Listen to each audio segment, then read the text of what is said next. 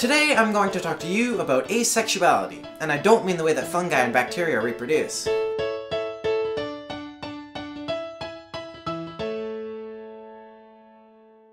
I'm asexual. No, really, it's a real thing.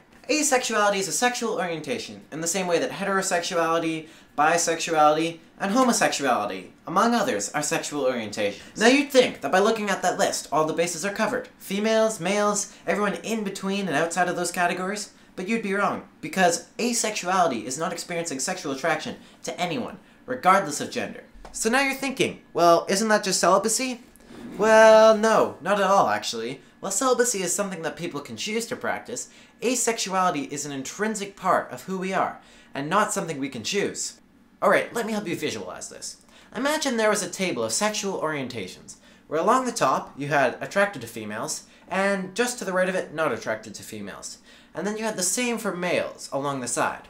When placing yourself in the table, you can see that in the top left, you would be bisexual, as you're in the same column as attracted to females, and the same row as attracted to males. In the top right, you can be one of two things, either a heterosexual female, or a homosexual male.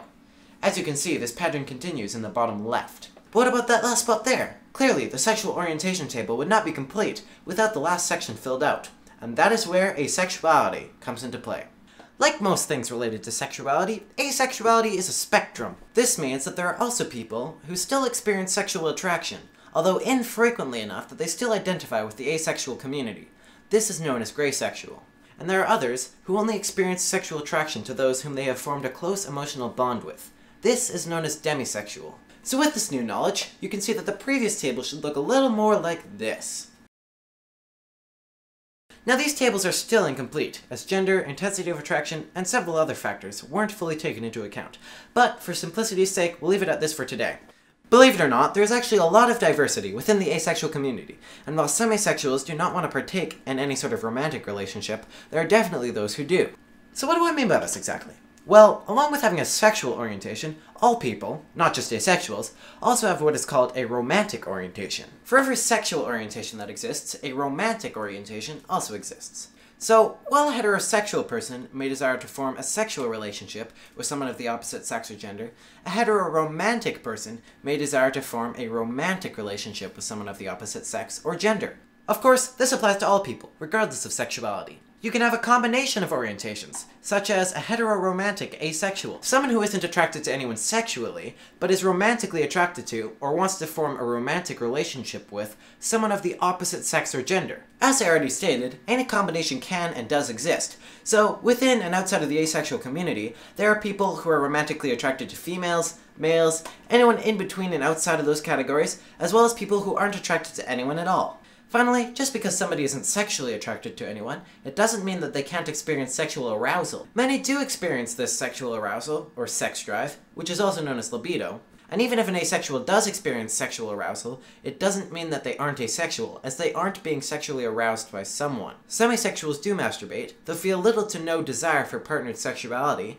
Some asexuals do desire partnered sexuality, and some asexuals experience no sexual arousal whatsoever. Now that we've got a pretty good idea of what asexuality is, let's take a look at what asexuality isn't. Asexuality is not a mental disorder, a hormonal imbalance, something to be fixed, a fear of sex, a repulsion to sex, although you can still be asexual and sex repulsed, a sudden lack of interest or ability in sex, and finally, it is not necessarily the result of some past trauma. We, nor anyone else for that matter, will appreciate you declaring abuse on someone just because you believe they were abused. Alright, so what's the big deal? Why do we need to promote asexual awareness so much? Well, current estimates put asexual prevalence in adults at about 1% of the global population, and while this may seem insignificant, keep in mind that there are well over 7 billion people on the planet. The amount of asexuals living here on Earth likely ranges well into the millions, but the majority of these people don't have a way to describe what they're feeling, or fear being shunned by a society that so greatly values sex, should they come forth about their lack of sexual attraction. A significant amount of people, including medical professionals and therapists, impose that an asexual's lack of sexual attraction or desire is due to a mental illness, a hormonal imbalance, physical unattractiveness, or past abuse, along with many other derogatory reasons. Because of this, many asexuals face isolation, opposition, erasure, and threats of corrective rape, while persistently being pressured into acting sexually and entering into sexual scenarios that they don't feel comfortable with, in order to be seen as normal and healthy human beings. Therefore, asexual awareness is absolutely vital, not only to let asexuals know that there's nothing wrong with them, but also to let anyone who is in any type of relationship with an asexual know that they are doing nothing wrong either. The non-asexual person didn't fail as a friend, parent, sibling, or romantic partner, and didn't cause the asexual to be broken or oppressed, simply because that person does not experience sexual attraction. The asexual always was, is, and forever will be, perfectly a-okay just the way they are. Today we learned about asexuality, and how asexuals experience no sexual attraction to anyone. We now know that it's different from celibacy, which is a choice, and we took a look at a couple of tables which display different degrees and types of sexual attraction, including the gray area. We learned that romantic orientations exist separately from sexual orientations, allowing for romantic asexuals, and that asexuals can experience sexual arousal. Finally, we took a look at what asexuality isn't, and why asexual awareness is so important.